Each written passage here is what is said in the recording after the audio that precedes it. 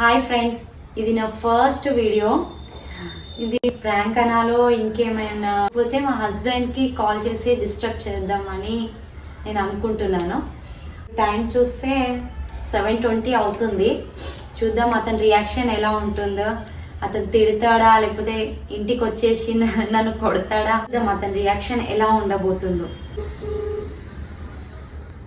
hello hello no Siddhu, నేను ఎప్పుడు పడినా